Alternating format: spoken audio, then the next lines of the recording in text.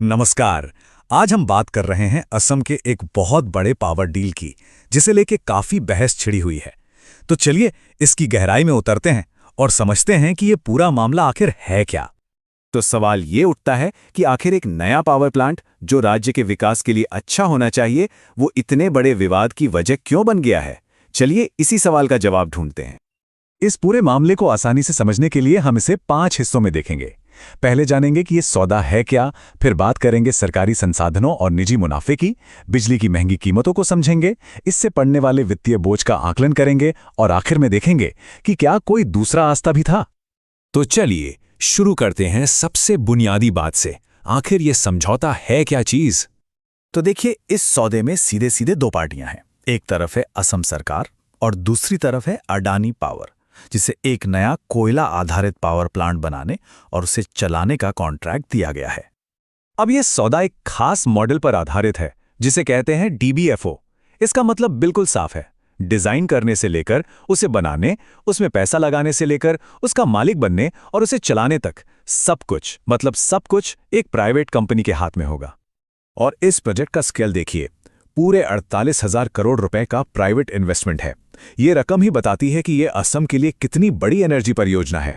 अच्छा, तो एक प्राइवेट कंपनी इतना बड़ा निवेश कर रही है, इसमें क्या गलत है? लेकिन यहीं से विवाद की असली जड़ शुरू होती है। सवाल यह है कि इस प्राइवेट मुनाफे के लिए सरकारी संसाधनों का इस्तेमाल कैसे हो रहा है।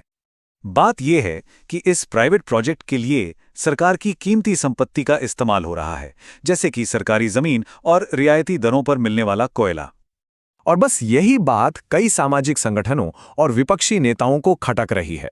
उनका सवाल आसान सा है, जब जमीन और कोयला जनता का है तो उसका फायदा किसी एक प्राइवेट कंपनी के मुनाफे को बढ़ाने के लिए क्यों दिया जाना चाहिए। चलिए अब आते हैं इस मामले के सबसे अहम हिस्से पर, यानी कि पैसों के हिसाब किताब पर। और जब हम आंकड़ों को देखते हैं ना, तो एक बहुत बड़ी गड़बड़ी साफ नजर आती है।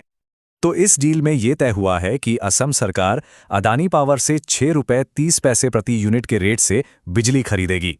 और हाँ, ये वो रेट है जो बोली में सबसे कम पाया गया था।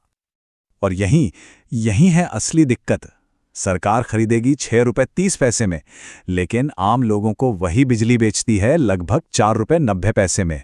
मतलब साफ है, खरीदने की कीमत बेचने की कीमत से कहीं ज्यादा है। ये जो अंतर है ना, ये बहुत बड़ा है। हर एक यूनिट बिजली पर सरकार को सीधा सीधा नुकसान हो रहा है। तो सवाल उठता है कि इस घाटे की भरपाई आखिर करेगा कौन। और ये चिंता सिर्फ हमारी नहीं है, खुद असम का जो बिजली नियामक आयोग है उसने चेतावनी दी है। उनका कहना है कि अगर इस सौदे की पूरी लागत वसूलनी है तो बिजली के दाम 31% तक बढ़ाने पड़ सकते हैं। सोचिए, 31%। तो इन सब का लंबा असर क्या होगा? मतलब राज्य की अर्थव्यवस्था और वहां के लोगों पर इसका क्या फर्क पड़ेगा? तो देखिए, लंबे समय में इस डील के 3 बड़े नेगेटिव असर हो सकते हैं।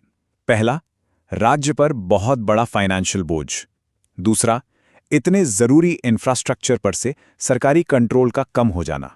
और तीसरा, सरकारी कोयले का फायदा जनता को मिलने के बजाय एक प्राइवेट कंपनी को जाना। तो आखिर में इस पूरे घाटे का बोझ किस पर पड़ेगा? जवाब बिल्कुल साफ है, असम की जनता पर। या तो उनके बिजली के बिल बढ़ेंगे, या फिर राज्य के बजट पर इतना दबाव आएगा कि दूसरी जरूरी योजनाओं पर असर पड़ सकता है। इससे एक बड़ा सवाल खड़ा होता है, क्या असम की बिजली की जरूरतों को पूरा करने का कोई दूसरा रास्ता नहीं था? बिल्कुल था। एक ऑप्शन यह था कि सरकार प्राइवेट कंपनी को लाने के बजाय खुद अपने पावर प्लांट्स की क्षमता बढ़ाती। सरकार के पास सस्ता कोयला और जमीन जैसे संसाधन तो थे ही। ऐसा करने से कंट्रोल भी सरकारी हाथों में लेता और जो भी मुनाफा होता वो जनता के काम आता। तो यहां इस टेबल में दोनों मॉडलों का फर्क साफ साफ देखा जा सकता है। एक तरफ है प्राइवेट मॉडल, जहां कंट्रोल, मुनाफा और संसाधन सब प्राइवेट हाथों में जा रहे हैं, और दूसरी तरफ है पब्लिक मॉडल, जहां ये सब कुछ जनता और राज्य के पास रहता। तो आखिर में हम इस एक बड़े सवाल पर आके रुकते हैं। जब जनता के संसाधनों का इस्तेमाल प्राइवेट मुनाफे के लिए होता है तो उसकी असली कीमत कौन चुकाता है? ये सवाल सिर्फ असम के लिए नहीं, बल्कि पूरे देश में ऐसे कई प्रोजेक्ट्स के लिए बहुत मायने रखता है।